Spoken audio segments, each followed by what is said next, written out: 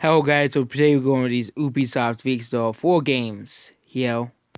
There's actually more games here down here. But yeah, these are the Ubisoft weeks of all the games that Ubisoft has in development. And here's some weeks. So Assassin's Creed Valhalla release date November 10th, 2020.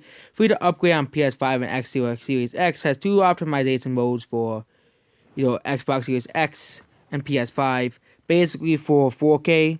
Fake free DLC story planned, but one revolves West of Scotland. Main game covers up the borders. Second DLC will reduce older Assassin's Creed characters from older games.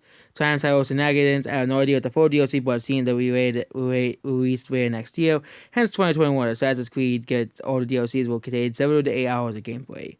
And yeah, that's the graphics here for the Xbox One, PS4, and Xbox One X. But obviously, they're all detailed in any next-gen version, but will look differently with NPC counts right in X. Next-gen PC version will have more density and better textures. Rainbow Six Quarantine, crossplay and cross-protections with primary consoles. Crossplay between PS5 Series X considered for next year will drop when they'll drop last-gen version support, which is weird that they'll drop it for the last gen a year after the game comes out. Free to upgrade next gen, although price entry version is planned. Sam Fisher will be in it. 4K, 60 FPS for next gen devices. Gods and Monsters. December 17th, 2020 is the release date, right up to January 4 through 4K, 60 FPS on next gen, and 60 FPS on last gen. And I heard that it will be a Mario Maker like editor as well. Beyond Good Evil 2, 2022 spring, new gameplay video plus 40 content, next gen exclusive. Will be fully playable 4-player co-op, very ambitious title. And most of Ubisoft studios are hoping to complete the game. Watch Dogs Region, which is, for some reason, it says February 2020. Last gen version is cancelled.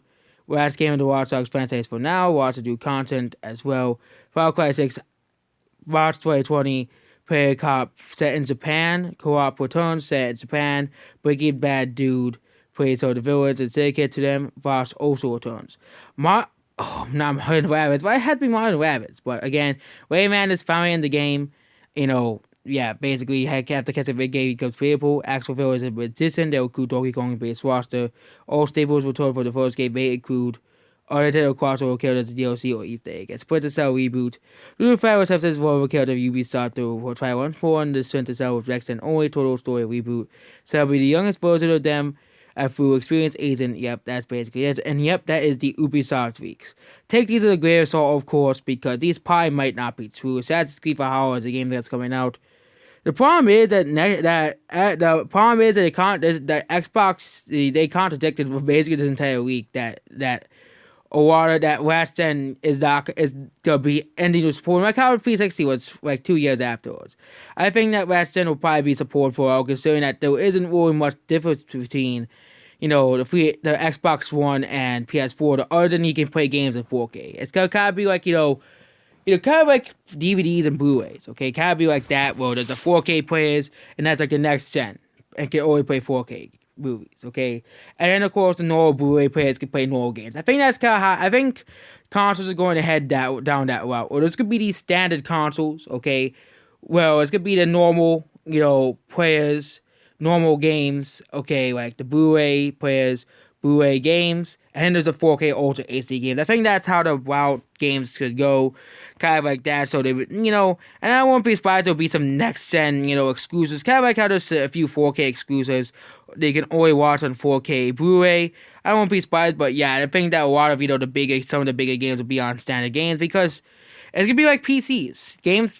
I think a game could easily probably run on the PS4 and the Xbox console. Okay, it'll have, less characters and probably all that, but there's a lot of games, for example, on PC can already run on lower end PCs, but can still run on high end PCs. I think games that could be like PCs and Blu-ray players that in the future game consoles. So really, there's going to be no difference between PC and console anymore.